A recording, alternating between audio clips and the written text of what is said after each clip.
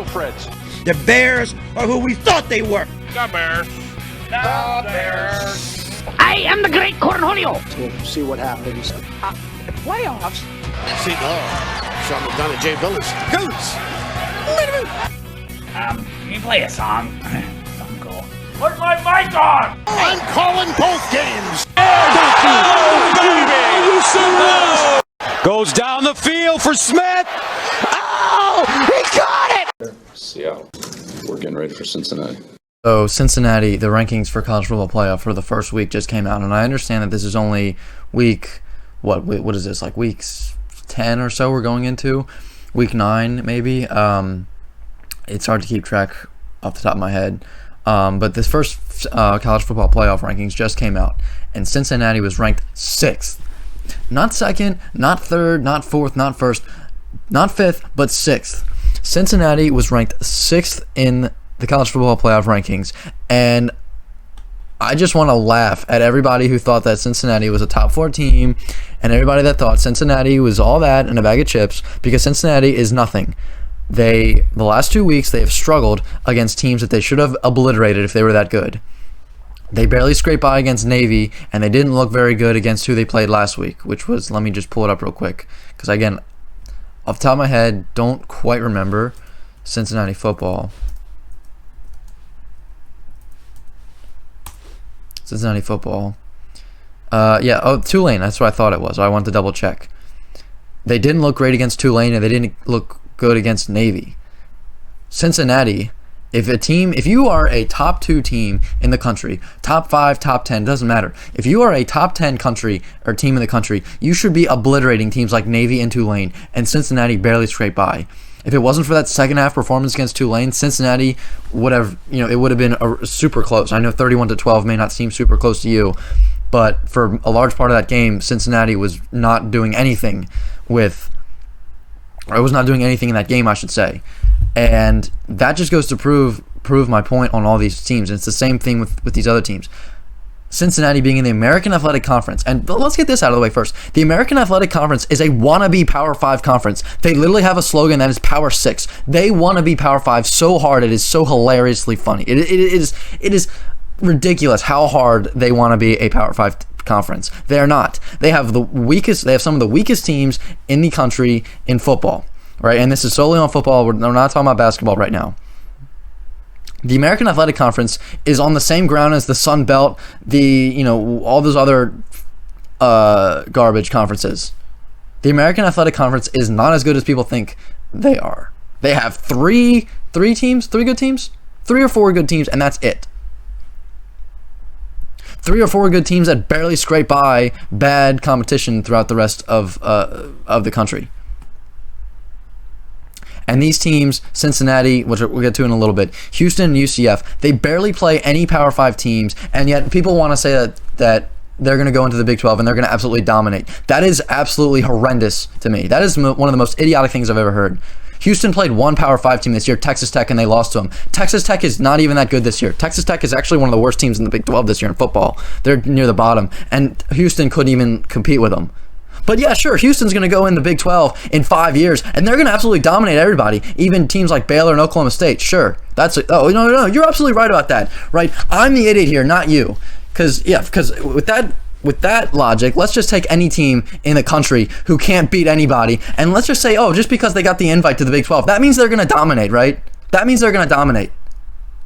No, get out of here with that. That is ridiculous. UCF plays 2 Power 5 teams a year if they're lucky, and they don't. And again, maybe you say, it doesn't matter how many Power 5 teams they play. Okay, sure, it doesn't. But UCF doesn't win a lot of games anyway, and they don't play a strong schedule. They play a weak schedule, and they don't win very often. In 2017, sure, you want to make the argument they beat Auburn, and Auburn beat the 2 teams that played Auburn, played the 2 teams or whatever that won the champion or was in the championship. Okay, fine. That's 1 game. How many other teams beat Auburn that year? You want to talk about UCF beating teams in 2017, 18, whatever, right? They played 2 Power 5 teams, and one of them was Maryland. Maryland wasn't even that good that year. They played 1 good team. So I guess any team that has a good record, a 90% win percentage, any team that wins, 10 or 11 out of 12, 13 games, if they play one good team, I guess that means they're really good, right? These teams, I don't see it. Cincinnati and BYU have the best shot at anybody at any of the four, and I don't even like their chances that much. You look at teams like right now in the Big 12 this year, not counting Oklahoma because they'll be gone by the time that this is relevant. You look at teams like Baylor and Oklahoma State this year, who are in the top of the Big 12. Iowa State is up there as well. Iowa State, Oklahoma State, and Baylor, those three teams would absolutely whoop these Houston and UCF. They would wipe the floor with these teams. But you know what? That's fine. You're right. These teams are going to go in there and they're just going to have a cakewalk in the Big 12. When they've never played, they haven't played more than 4 of these teams in a year. Sure, that makes sense, right? That's common sense for you. And to say that I don't know anything because I forgot one little detail is another one of the most idiotic things I've ever heard in my life. I've got a lot more going on than what Cincinnati's record was going into the game last week or whatever it was, right? So I think it's hilarious that you people just think that I walk around all day with just constantly thinking about college football and nothing else, right? Because, sure, that's the only important thing I have going on in my life is what UCF has done in recent history. Or the recruiting story down in Florida. I live in Pennsylvania, for Christ's sake. Of course I don't know much about recruiting in Florida or Houston or Texas. I'm sorry that as a 20-year-old college student, I don't travel to Florida and Texas to go learn all about recruiting. My apologies. That's on me. You got it.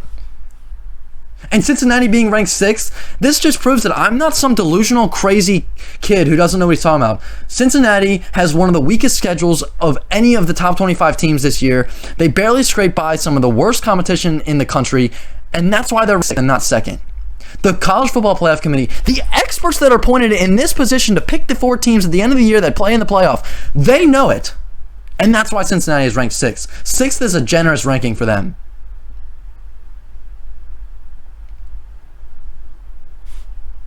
So to say that I don't know anything about football is absolute bogus. I don't want to hear it from Billy Bob Joe in the peanut gallery back there who has a box truck in his profile picture. He's acting like, you're telling me I don't know anything about football. Well, based on your comments, you don't seem to be such the expert yourself. But that's my point. Cincinnati has not played anybody that good this year. And they played, okay, Notre Dame was the only team. My bad. I want to make a correction on that. Notre Dame was the only team they played that was good. And you want to talk about Indiana? Indiana is one of the worst teams in the Big Ten right now. They played Miami, Ohio, Murray State, which I didn't even know Murray State had a football team, Indiana, Notre Dame, who's the only good team they've played this year, and they beat Notre Dame. So props to them for beating Notre Dame, right? But it's just a real shame that they can't have Notre Dame on the schedule every week, or they can't play Alabama, a week every time. Temple and UCF were the other 2 teams, and Navy and Tulane. And here's the funny thing. Back to UCF for a second. Cincinnati, who I don't think is really that good, wiped the floor with UCF. But you know what? That's right. UCF's going to go into the Big 12 in 5 years, and they're going to absolutely dominate out of nowhere. You got that. You got it, pal. You're 100% right about that. What do you want me to say? Cincinnati barely scrapes by Navy and Tulane. Tulane, because of what they did late in the fourth quarter, that margin looks a lot bigger than it really was. The rest of their games are Tulsa, South Florida, SMU, who's still somehow in the top 25, and East Carolina. If you want to tell me that is a strong schedule, then you are one of the most idiotic fans I've ever heard. Anybody with half a brain knows that is not a strong schedule. And as I said, the American Athletic Conference is a wannabe Power 5 conference. They are no better. They're maybe a smidge better than the Sun Belt and, whatever other weak conferences are out there.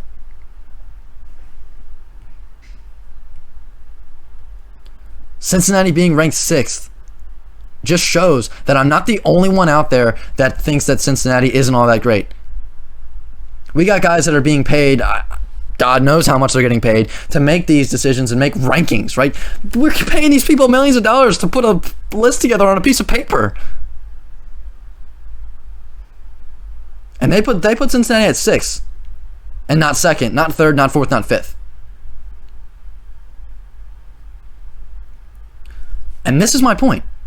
And we've seen this as a theme over the years. UCF didn't get in the college football playoff a long time, 4 years ago, because they didn't have a strong schedule. And we can talk about all day about why, Alabama wouldn't schedule them and Oklahoma wouldn't schedule them and all these teams wouldn't schedule them. It doesn't matter what the story is behind it. It doesn't matter, they wouldn't schedule them or they couldn't get them on the, they couldn't play them, they wouldn't play them. It doesn't matter. The bottom line is they didn't play those teams, and that's it. They didn't play those teams, so they had a weak schedule. And, you can talk about, they tried to go out and schedule those teams and they wouldn't do it, right? The other teams wouldn't do it. Oh, okay, my bad. I'm sorry. Oh, so you were in the meeting when those two teams were trying to schedule each other. You were in that meeting, right? Because I find it really hard to believe that Billy Bob Joe from the Peanut Gallery back there was in the meeting between UCF and Auburn or whoever. I find it really hard to believe that you were in that meeting with those two teams, and then you come away with that saying, yeah, you know what? Those teams are afraid of UCF. Those teams are afraid of Houston because they wouldn't schedule them. I'm sure that's the narrative that's being laid into your brain, but I'm sure that there's a part of it where UCF is saying, we're so good, and we tried to schedule these teams, right? But they didn't really do it. Or if they did, they gave them some terrible deal for it, and that's why these teams aren't doing it. And you know what? Maybe they go to the Big 12, and look, like I said, they're going to be forced to be playing they're going to be forced to be playing a tougher schedule every year. There's no way around it. There's no way you can say, as Baylor or Oklahoma State say, we don't want to schedule them. Well, tough, because they're in your conference now. Like, I just don't understand how in the world you can think. And Cincinnati is ranked 6th, by the way. They're the highest team from, highest group of 5, non-power 5, whatever you want to call it, in the playoff rankings. Highest ever. And they're ranked 6th. Strength of schedule means everything. And I'm really sure on this. The playoff committee is probably going into these meetings, and I bet you they're not saying, you know what? UCF and Cincinnati, they tried to go and schedule Auburn this year. They went, they tried to schedule Texas A&M this year. So you know what? Just because they tried to schedule them, we're going to put them in the top 4, right? They tried to, but you know what? Man, Auburn and Texas A&M, they just wouldn't schedule them. They just wouldn't do it. So you know what? It's okay. We're going to put them in the top 4 because they tried. They tried, but the other teams wouldn't schedule them. That's not how it works. That is not how it works. Strength of schedule means everything. It doesn't matter what the story behind why they didn't play the teams is. The bottom line is they didn't play good teams. They have a weak schedule. So that's that. It is the same concept that the NCAA committee uses for March Madness for basketball. It's the same way that college basketball has been operating for the past forever. You look at a team on their resume, and that's why we have resumes at the end of the season. You take a look at who they've played, who they've beaten, and again, for teams that get in, you look at them on the bubble. That's a huge thing for teams on the bubble in basketball. Who do they beat? You look at a team that is on the bubble and they didn't beat anybody good, they're probably not going to get in. That's why they're on the next 4 out or whatever, right? And you may say, their record's really good. Of course, they didn't play anybody. Strength of schedule means everything. As I said, the story behind why they didn't play Auburn doesn't mean anything. Doesn't mean squat at the end of the day. At the end of the day, all that matters is who you have on your schedule. Because I guarantee you, you want to talk about, these 4 teams, they can go and they can beat a good team, right? BYU had to put up basketball numbers to beat Virginia. BYU lost to Boise State. UCF is they're like, what, 4-4 this year? You mean tell me that's good? 500 is good? You guys are nuts. You guys are absolutely crazy. Teams in the American Athletic Conference are so overrated it's not funny. There are 4 teams at the top, and that's it. Every year, that's how it is. It's just how it is. UCF right now, and Houston are not very good this year, right? Could they be better in the future? Of course they can. But here's the bottom of the line. UCF is at 500 in a weak conference.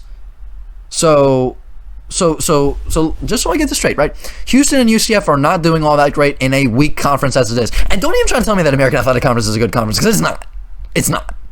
So you're going to tell me those teams that are struggling right now in a weak conference, they're going to go into the Big 12 and play real competition for more than half of the season, and somehow they're just going to dominate all of a sudden? Oh, I'm sorry. Yeah, you're right. You're right. That makes sense. They're 4-4 in the American Athletic Conference this year. UCF or Houston, Houston's probably not that much better. I think they're maybe 5-3. But sure, they're going to go to a real conference, right? And the Big 12 is the weakest Power 5 conference, but it's a heck of a lot better than the American Athletic Conference. These teams are going to go in, and the first year, especially the first year, they are, especially UCF and Houston, are going to get their butts whooped. UCF doesn't have what it takes to stand with anybody.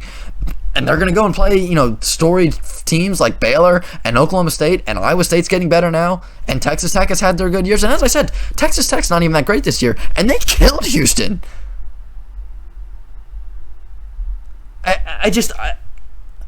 So sure, these teams aren't doing very well now, but somehow just because they're moving to a new conference, just like that, they're going to be good, right? How come that didn't happen with Rutgers? How come that didn't happen with Maryland? How come that didn't happen with West Virginia? Sure, West Virginia had a good year here and now, and every team's going to have a good year here and then. But the last time West Virginia was consistently good is when they had Geno Smith. I think I was like 12 when that happened. Like, you guys are, it is so stupid to think that UCF is just like that. They're just at the blink of an eye, UCF's going to be dominant in the Big 12, right? Because sure, that's how that works. That's how that works, right? Of course, you got it. You're the expert, dude. Yeah, you got it. Houston, same thing, right? I mean, and here's the funny thing: if there is good talent in Florida and Texas, I can bet you they're not going to UCF and Houston. I mean, some of them are, but like the 5-star and the 4-star guys, if they are really like for real and they're going to have an NFL career, like they're not going to be going to those teams. They're going to be going to Florida. They're going to be going to Texas. They're going to be going to Texas A&M. They're going to be going out of state to Penn State, Ohio State, Oklahoma, Alabama. Who else? Georgia.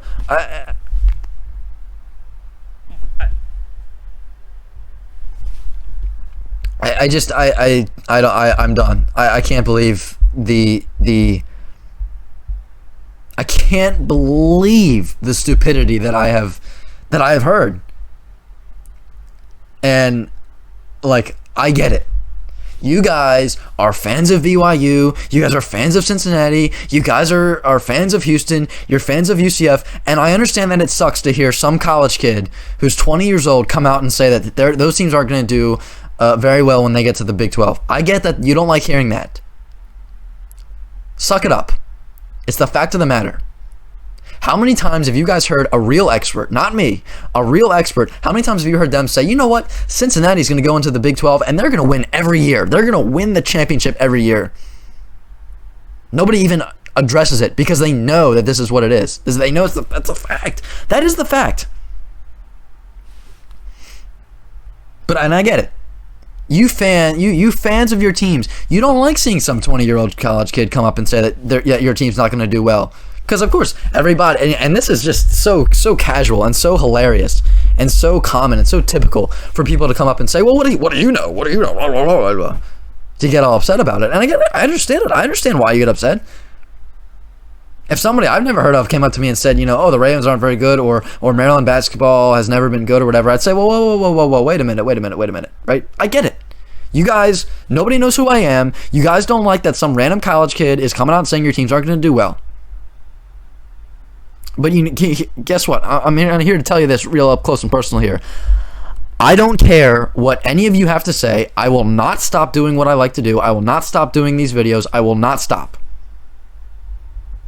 Because some rando that I will never meet in my life who has spent all day behind the keyboard typing up, bad words that I can't say on air with WXQ. I know I'm not on air right now for WXQ, but like those people to say those kinds of things, like when I see you guys say these things, I will literally take you as a whole, and I will never ever respect anything you have to say. I will never take anything you say into serious consideration, because instead of coming to me with facts, all you have is to question what I'm questioning. And like I said last Friday, anything that anybody can do on these 4 teams right now is speculate. I mean, that's all I'm doing. I'm just speculating based on what I've seen over the past 5 years. That's all I'm doing. I'm not here to say that, that this is the word and that's what's going to happen and that's that. And I'm going to stick to my opinion, right? Because I'm not just going to have some rando say this. I'm like, yeah, I changed what I'm going to say. That's not how that's not how it's going to go. I'm just going to be honest with you right now. But when you don't come to the table with facts and you just come saying, oh, blah, blah, blah, blah, blah, bleep you and this and that and all the other thing. When that's all you come to say, like, I'm not going to take what you have to say into serious consideration, because you're not coming to the table with anything but curse words. So why should I care what you have to say? If anything, right? Why? So it's just hilarious. It is really hilarious, because and the funny thing is this: these people will say, "Oh, you're so bad and this and that, and and you don't know what you're talking about, and I'm never, and all this." They'll come to the table and they will just absolutely obliterate me, which is fine, like whatever, right? I'm never gonna meet the guy in person. Like, I don't care what some rando behind it. Like, I don't care. I just think it's funny, and I think it's just like hilarious. Like, I'm laughing at you, and I kind of like my goal to like address this is to put you on blast, like for other people that actually have a brain, to realize how stupid these people are. Like, you don't know me. You don't know me at all. I had some guy claim that I was a Big 12 fan. Are you kidding me? I hate the Big 12. I came out multiple times and said the Big 12 was garbage. See the Maryland flag above my head? I'm not a Big 12 fan. My conference. Get out of here, my conference. Even if I was a Big 12 fan, I wouldn't be saying it's my conference. I don't know the Big 12. Like, are you kidding me? There's another one saying that I worship LSU and Clemson. Go on my channel and look up any time that I've worshipped LSU and Clemson. Like, what? It's just so stupid. It is so hilariously dumb that, like, I can't take it seriously. I have no choice but to laugh at it. Because they'll come to the table and they'll say that I've said all these things and I haven't said about half of it. It is hilarious to me. My conference. Get out of here. Your teams, LSU and Clemson. Your teams, Oklahoma and Texas. What? What are you talking about? Like, you know nothing about me, and yet you claim to be some storied expert. Like, I'm not coming up here to say, like, oh, I'm the expert and this is how it's going to be, and, I know everything. I'm just taking what I've seen over the past 5 years on these teams and saying, well, based on previous history, I don't see them going into the Big 12 and having great success. 10 years from now, maybe. I don't know. Anything can happen 10 years from now, right? But, like, I just... I'm sorry, but